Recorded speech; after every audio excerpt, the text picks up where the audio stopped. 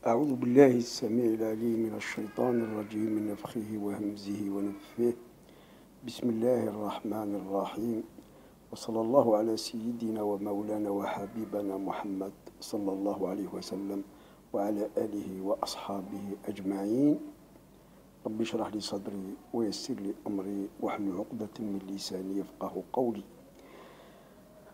Aujourd'hui, j'ai essayé de voir comment distinguer les exorcistes dans le monde et comment donc différencier et comprendre l'exorciste chrétien, l'exorciste juif ou l'exorciste sans religion athée ou associationniste et bien sûr l'exorciste musulman croyant. D'abord, qu'est-ce que c'est qu'un exorciste? Un exorciste est donc un homme pieux, un serviteur de Dieu qui, par ses prières, arrive à chasser des démons ou des djinns d'un corps humain ou d'un corps d'un animal ou d'un lieu bien déterminé. En islam, on nomme ça plutôt le raqi. Ou plutôt dans le passé, ce mot n'était pas utilisé, on appelait le shir, le sage. Donc il venait pour essayer donc de guérir, d'exorciser les personnes atteintes donc de possession ou atteintes de sorcellerie, de magie ou de mauvais œil. Il y a eu dans le passé un film qui a fait vraiment un tabac aux États-Unis et même en Europe, c'était L'Exorciste.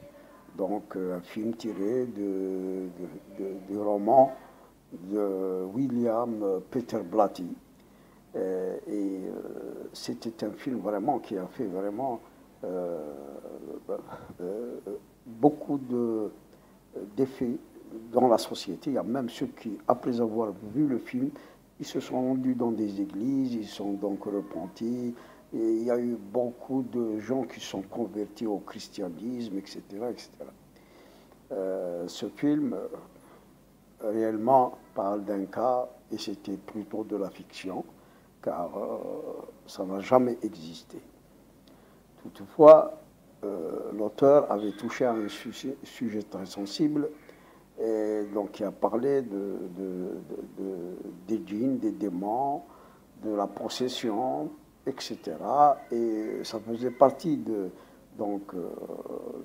monde invisible et de Jésus qui lui-même aussi guérissait les gens possédés et surtout Jésus, alayhi salam, sur lui la paix, a été envoyé justement pour prouver aux Juifs et à tous les humains qu'ils pouvaient, avec la permission de Dieu, faire des miracles au temps où la médecine avait atteint dans les milieux romains et juifs l'apogée, c'est-à-dire qu'il y avait des médecins de très haut niveau, etc.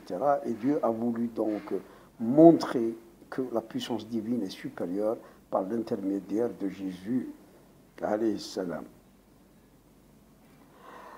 Après, justement, sur Internet, avec ce monde donc, qui est devenu un village où les échanges sont vraiment facilités, l'information circule à la vitesse de la lumière, par un clic, etc. Le monde, vraiment, maintenant, est devenu effectivement comme étant presque un village où on peut contacter, partager avec tout le monde. Et dans ce sujet, dans ce domaine-là, il n'y avait pas longtemps, quelqu'un avait mis sur YouTube une vidéo dans laquelle il avait montré qu'un prêtre chrétien avait exorcisé un imam musulman. Ça se passait donc au Liban, je crois, à Beyrouth, et l'imam, une fois exorcisé par le prêtre, s'est converti au christianisme. Bah, à la fin de cette vidéo, il y a eu donc ceux qui ont ajouté un supplément qui prouve que celui qui s'est présenté comme imam n'était qu'un prêtre réellement. Et on a même donc montré des photos de lui quand il était dans une église. Et c'était donc un scénario fait pour essayer d'attirer les gens vers le christianisme. Qu'en est-il exactement de l'exorcisme? Est-ce que tout le monde peut le faire? Est-ce que réellement les chrétiens peuvent exorciser? Est-ce que même les juifs peuvent-ils le faire? Est-ce que les chamans, ces médiums, ces soi-disant guérisseurs à travers le monde, peuvent-ils le faire? Ou est-ce qu'il n'y a que les vrais croyants et les saints hommes de la Oumma, de Sidna Muhammad sallallahu alayhi wa sallam, qui puissent réellement le faire? Réellement, là je vais essayer de souligner, c'est-à-dire qu'ils peuvent vraiment le faire, c'est-à-dire que enfin, pas spécialement des musulmans, mais est-ce qu'il y a-t-il des gens qui peuvent réellement le faire, vraiment guérir, vraiment exorciser, et qui sont-ils? Avant de rentrer dans ces détails, afin de faire la différence. Dans le Coran, il est dit qu'il y a deux hizb, il y a deux parties. Il y a les parties de Satan, Hizbu Shaitan, et le parti d'Allah, le parti de Dieu, Hizbullah. Il n'y a pas d'autre, c'est-à-dire où on est de Hizbullah, c'est-à-dire du parti de Dieu, ou on est du parti de Satan. Au départ déjà, pour essayer de préparer cette différenciation qu'on voudrait faire, le christianisme, le judaïsme, toutes les religions créées telles que le bouddhisme ou toutes les croyances dans le monde sont donc considérées par l'islam comme étant des religions fausses, falsifiées, etc. Et donc ils font partie directement de Hizbu al-Shaytan, du parti du diable. Tandis que l'islam seul et le Coran tel qu'il est protégé et préservé par le divin subhanahu wa jal, avec la sunna de notre prophète Muhammad sallallahu alayhi wa sallam, constitue donc la véritable voie vers Dieu, le véritable parti de Dieu. Mais la question reste toujours posée, comment se fait-il effectivement qu'on a vu même donc des vidéos, on a vu certains films, on a vu des documentaires qui expliquent justement, ou qui montrent justement qu'un prêtre chrétien par exemple arrive à exciter le démon, à le déranger par exemple, et soi-disant parfois on dit que telle personne est guérie, mais même les chrétiens eux-mêmes en majorité disent que l'exorcisme n'a jamais réussi chez eux. Il y a beaucoup de chrétiens qui l'affirment, attention, parce qu'il y a même un verset dans l'Évangile qui dit que celui qui serait vraiment un apôtre ou élu pour être le pape pourrait faire comme faisait Jésus. C'est-à-dire, dans l'Évangile, il y avait ce verset, et que le pape de nos jours ou avant n'a jamais pu réaliser un exorcisme ou guérir par le fait qu'il est donc un élu et quelqu'un qui suit la véritable religion. Ce verset de l'Évangile a existé et existé avant la venue de notre prophète, le sceau des prophètes et des messagers. Ce qui fait que ce verset était valable dans la période de plus de 480 ans entre Jésus et, c'est-à-dire le sceau des prophètes, et dans cette période-là, ce verset-là, tous ceux qui ont suivi la véritable religion de Jésus, ou qui avaient entre leurs mains le véritable évangile, pouvaient le faire, sans qu'ils soient réellement des papes ou des élus, etc., spécialement. Ce qui fait que les gens se posent la question maintenant, au moins, comment qu'un prêtre chrétien qui se dit exorciste arrive à exciter, à déranger un démon, ou à défaire une sorcellerie ou une magie, etc. De même que les juifs ou les bouddhistes ou les autres chamans, et les autres guérisseurs, médiums, etc., comment arrivent-ils à faire à guérir, à faire chasser des démons, à ramener la paix chez quelqu'un qui a été donc possédé, etc. Il y a eu dans le passé un livre qui a été écrit par Cheikh l'Islam Ibn Taymiyyah, rahimahullah, dans lequel il a voulu donc faire la différence sans que ce livre, ou même que les réflexions ou les sentences prononcées par Ibn Taymiyyah ne soient à la hauteur d'un côté du sujet, ni qu'elles aient à leur époque explicité ce domaine pour faire la véritable différenciation. En réalité, il y a plusieurs approches à faire dans ce domaine. Nous laissons de côté à la fin la question du saint homme, du croyant musulman qui a été choisi et élu par Dieu Tout-Puissant à faire ce djihad, à accomplir cette mission sur la terre.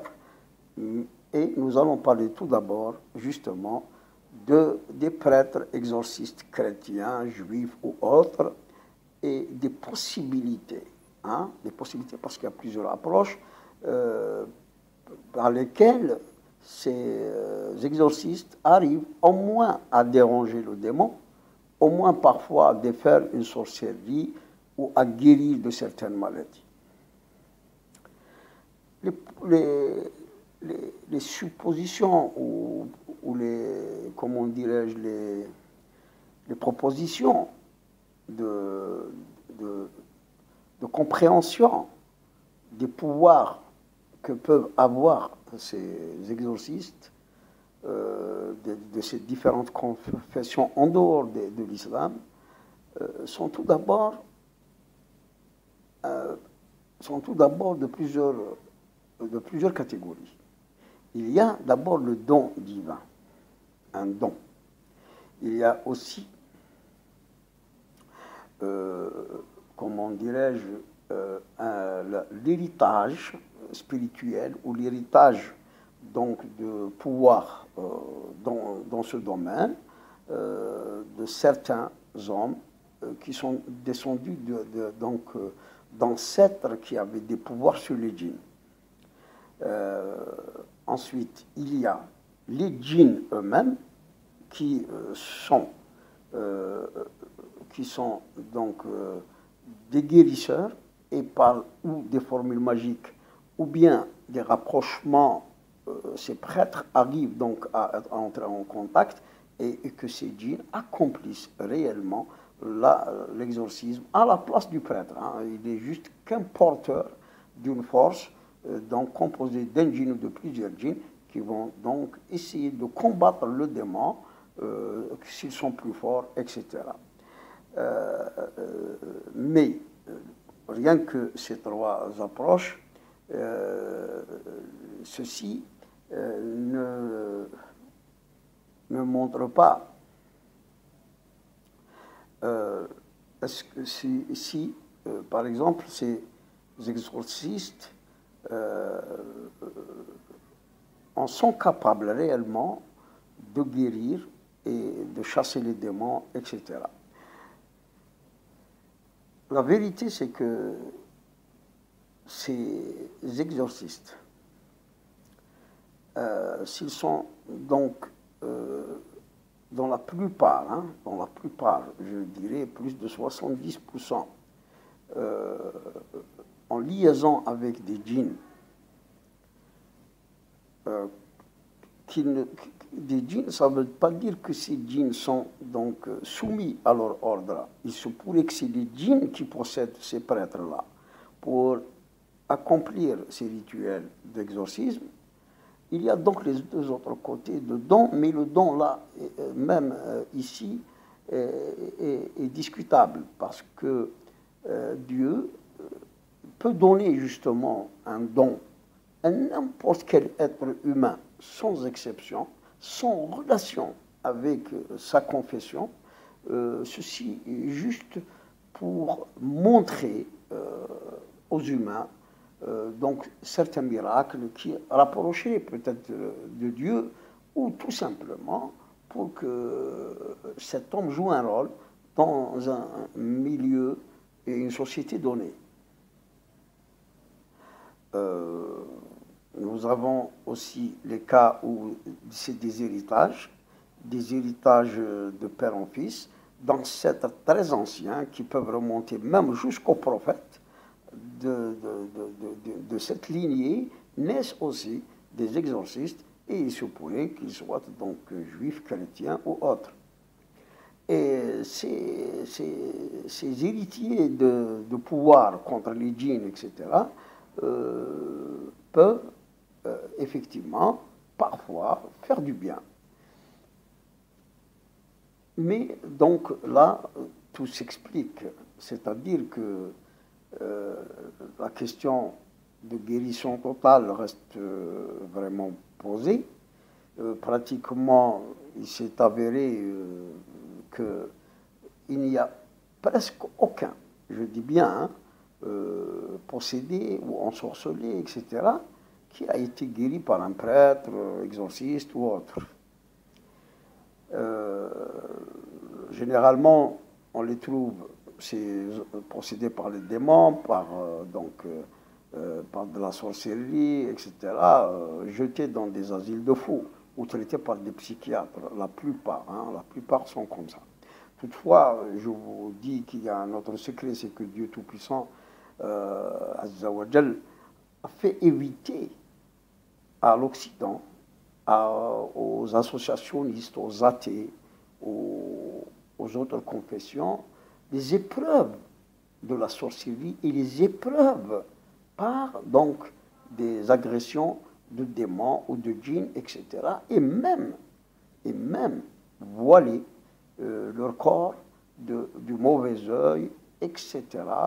Et ceci pour que leur vie dans ce bas monde soit au maximum protégée, aisée, facilitée, etc., afin qu'ils ne peuvent, le jour de la résurrection, demander pardon à Dieu par leurs épreuves éventuelles et surtout de ce monde et de ce domaine-là. C'est-à-dire si on fait des comparaisons entre les sociétés occidentales et les sociétés, par exemple, musulmanes du Maghreb, d'Afrique, du Moyen-Orient et même de l'Asie, nous verrons que c'est dans ces sociétés-là qu'il y a de multiples épreuves des croyants, des musulmans, par les djinns, par les démons, par le mauvais œil, le hasad, les envies, des humains et des djinns, bien sûr, et aussi beaucoup de sorcellerie, de charlatanisme, etc., par lesquels les gens donc tombent malades et sont éprouvés parfois très longtemps. C'est que dans la société musulmane, etc., le musulman, lui, il est censé suivre donc la voie de Dieu et il est censé appliquer donc l'islam. Quand on dévie donc des orientations de Dieu, Azza wa Jal, le risque, il est donc ouvert et les portes sont toutes ouvertes à donc la sédition, ouverte à l'épreuve, ouverte même à des sanctions divines, etc., etc. D'ailleurs, comme le dit Allah Azza wa Jal dans le Coran lui-même, dans le dernier verset, ou l'avant-dernier verset de Sourate Al-Mu'minun, dans Sourate Al-Nur, Dieu dit فليحذر الذين يخالفون عن أمره يعني على الرسول صلى الله عليه وسلم أن تصيبهم فتنة أو يصيبهم عذاب أليم صدق الله العظيم. Dans ce verset, il est précisé que tout musulman, tout croyant doit donc faire attention de ne pas faire le contraire de ce que a recommandé Allah Azza wa Jal tout d'abord, puis de ce qu'a recommandé son prophète Muhammad sallallahu alayhi wa sallam. Donc tout ce qu'on fait qui est contraire aux recommandations de Dieu et de son prophète, ceci donc peut nous attirer de graves séditions, de graves épreuves ou de graves maladies, etc., etc. La vérité, c'est que le Coran le dit. وننزل من القرآن ما هو شفاء ورحمة للمؤمنين ويقول الرسول صلى الله عليه وسلم خذ من القرآن ما شئت لما شئت ويقول الرسول صلى الله عليه وسلم من لم يشفيه القرآن فلا شفاء له ويقول الرسول صلى الله عليه وسلم يعني شفاؤكم في اثنين القرآن والعسل ويقول يعني الرسول صلى الله عليه وسلم يعني عليكم بالرقية يعني رقية ضد العين ورقية ضد الجن والحسد والسحر إلى آخره. Si on fait tout simplement maintenant une séparation, il y a Hizbullah, et Hizbullah c'est bien les musulmans, et Hizb Shaitan, tout ce qui est autre. Nous dirons que la vérité, quoique, entre parenthèses, maintenant les sociétés musulmanes dans le monde entier sont aussi pleines de sorciers, pleines de charlatans, etc. Il y a même ceux qui sont partis plus loin encore dans ces sociétés soi-disant musulmanes, hein, mais à moitié elles ne le sont pas. Hein. D'ailleurs, il y a même ceux qui en font du marketing, de la publicité, pour justement attirer des gens, soi-disant, pour les guérir avec le Coran et la Sunna. Et ceci est faux. Ceci est faux parce que même ceux qui devraient le faire, ou faire du marketing ou de la pub, ne devraient pas, dans ce cas-là, s'ils le font et s'ils le font pour Dieu, exiger de l'argent ou des sommes d'argent bien précises pour la ruqya. S'ils font du marketing et s'ils ont vraiment des dons et ils ont des karamats, ils ont un pouvoir réel qui a été donné par Allah Azza wa Jal, qu'ils le fassent sans qu'il en exige une contrepartie directement ou indirectement, c'est-à-dire indirectement qu'ils proposent des potions magiques ou des plantes, etc., pour guérir, des huiles, etc., là, parce que c'est aussi une exigence indirecte. Et là, tout tombe à l'eau auprès de Dieu, et Dieu n'accepterait jamais ce que font ces charlatans et ces faux raqis, comme ceux qui existent notamment au Maghreb. La véritable guérison ne peut provenir qu'un d'un saint homme, Abd Salih, élu par Dieu Tout-Puissant pour cette mission sur la terre. De nombreux saints hommes, des walis d'Allah, ont existé dans le monde musulman. Et d'ailleurs, la plupart d'entre eux avaient ce pouvoir de guérir et de faire des miracles dignes de Jésus-Christ lui-même, dignes de Jésus-Christ, sur lui la paix lui-même. Et il guérissait des maladies que la médecine ne pouvait pas guérir. Il priait pour des gens stériles et ils ont des enfants. il guérissait même de certaines maladies du cœur, du foie, du pancréas, etc., juste par quelques versets de Coran, ou surtout des prières, bien sûr. Parce que là, c'est un autre phénomène qui se passe. Si dans les autres confessions, c'est une intervention de djinn, c'est une intervention de démons plus forts, c'est donc un pouvoir, donc même s'il existe hérité, il est faible par rapport aux dons que Dieu puisse donner à un croyant musulman ou un wali, un rapproché de Dieu, qui a suivi le prophète, qui pratique l'islam, qui a pratiqué aussi la sunna du prophète, et qui, s'il est élu pour ce domaine et cette mission, donc Dieu Tout-Puissant n'envoie pas les anges. C'est un miracle divin qui se produit, ou s'il a aussi des soldats avec lui, ou une force avec lui, c'est une force composée d'anges très puissants. Parce que l'ange est bien plus puissant que les djinns, attention. L'ange, il y a des anges qui peuvent, par exemple, par l'une de leurs ailes, toucher la lune et l'autre toucher la terre. Il y a d'autres qui sont beaucoup plus puissants et beaucoup plus grands, comme celui qui est venu au prophète, il lui a dit, ordonne-moi, pour les gens de Taïf, ordonne-moi d'abattre sur eux les deux montagnes, et je le ferai. Et le prophète ne l'a pas fait. Et c'est ce qui prouve que, regardez, un ange peut abattre deux montagnes sur un peuple. Les djinns ne peuvent pas le faire. Pour vous dire seulement que les anges sont beaucoup plus puissants encore que les djinns et les démons qu'emploient ces exorcistes, ces médiums, ces charlatans, ces sorciers dans le monde. Le véritable guérisseur, le véritable exorciste est un croyant musulman, un saint homme rapproché de Dieu, élu par Dieu pour cette mission, et c'est les seuls qui puissent réellement et vraiment guérir de toutes les maladies, non pas seulement de la sorcellerie, de la possession démoniaque ou du mauvais œil et des envies.